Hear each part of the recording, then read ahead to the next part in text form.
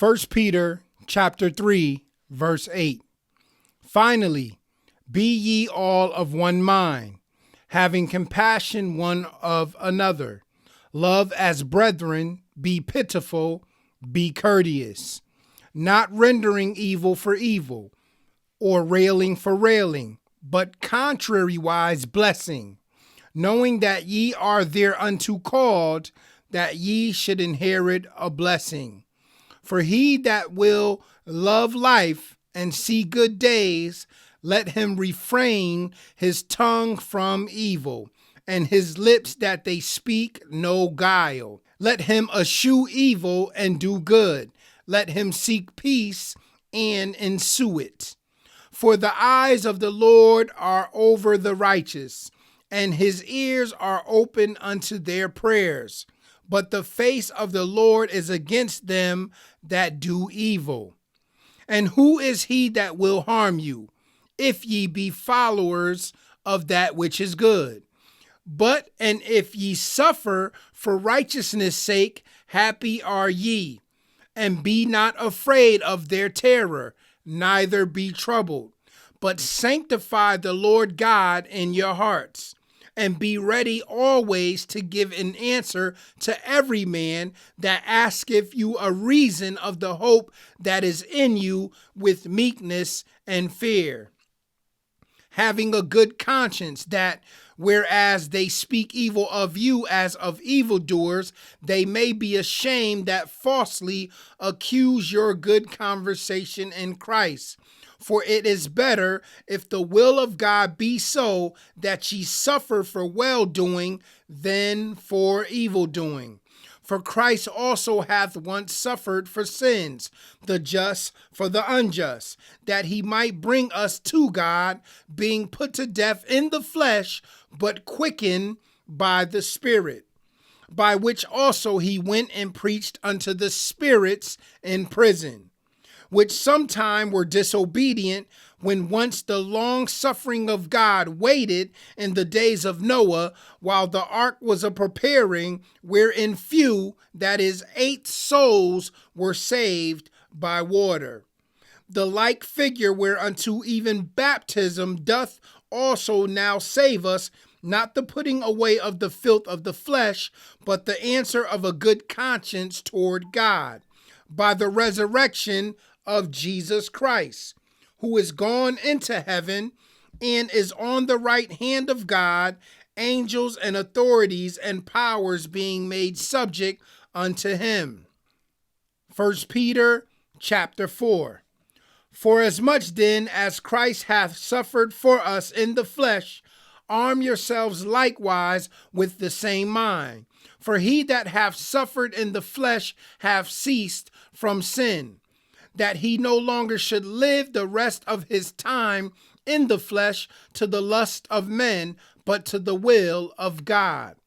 For the time past of our life may suffice us to have wrought the will of the Gentiles, when we walked in lasciviousness, lusts, excess of wine, revelings, banquetings, and abominable idolatries, wherein they think it strange that ye run not with them to the same excess of riot, speaking evil of you, who shall give account to him that is ready to judge the quick and the dead. For this cause was the gospel preached also to them that are dead, that they might be judged according to men in the flesh, but live according to God in the Spirit. But the end of all things is at hand. Be ye therefore sober, and watch unto prayer. And above all things have fervent charity among yourselves, for charity shall cover the multitude of sins. Use hospitality one to another without grudging. As every man hath received a gift, even so minister the same one to another as good stewards of the manifold grace of God. If any man speak, let him speak as the oracles of God. If any man minister, let him do it as of the ability which God giveth, that God in all things may be glorified through Jesus Christ, to whom be praise and dominion forever and ever. Amen. Beloved, think it not strange concerning the fiery trial which is to try you, as though some strange thing happened unto you. But rejoice inasmuch as ye are partaker of Christ's sufferings, that when his glory shall be revealed, ye may be glad also with exceeding joy. If ye be reproached for the name of Christ, happy are ye. For the Spirit of glory and of God resteth upon you. On their part he is evil spoken of, but on your part he is glorified. But let none of you suffer as a murderer, or as a thief, or as an evildoer, or as a busybody in other men's matters.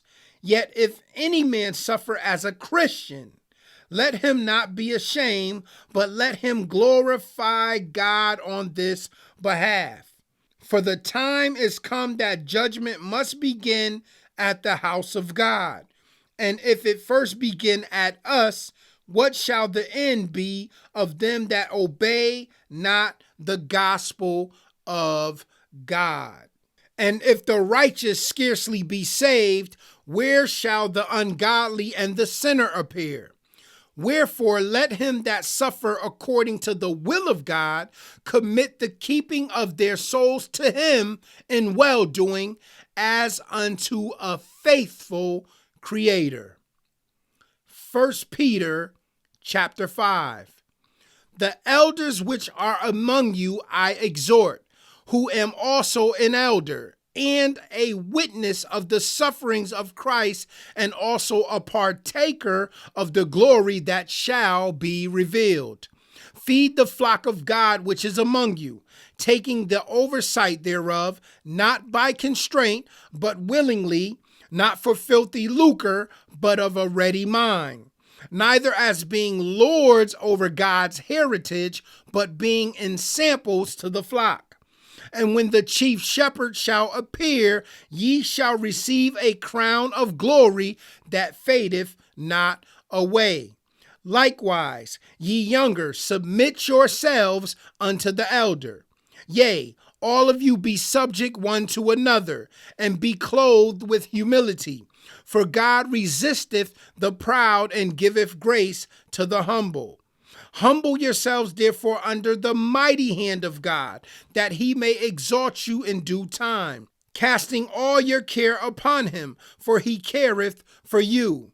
Be sober, be vigilant, because your adversary, the devil, as a roaring lion, walketh about seeking whom he may devour, whom resist steadfast in the faith, knowing that the same afflictions that are accomplished in your brethren that are in the world.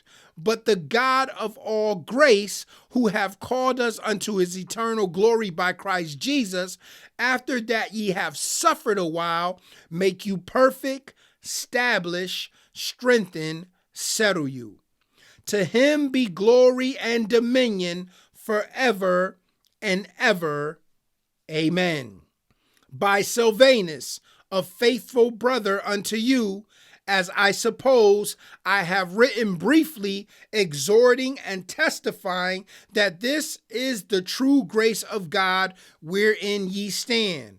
The church that is at Babylon, elected together with you, saluteth you. And so does Marcus, my son. Greet ye one another with a kiss of charity. Peace be with you all that are in Christ Jesus. Amen. 2 Peter chapter 1. Simon Peter, a servant and an apostle of Jesus Christ, to them that have obtained like precious faith with us through the righteousness of God and our Savior Jesus Christ. Grace and peace be multiplied unto you through the knowledge of God and of Jesus our Lord. And we know that the word of the Lord is already blessed. Until tomorrow, guys, I love you. Shalom.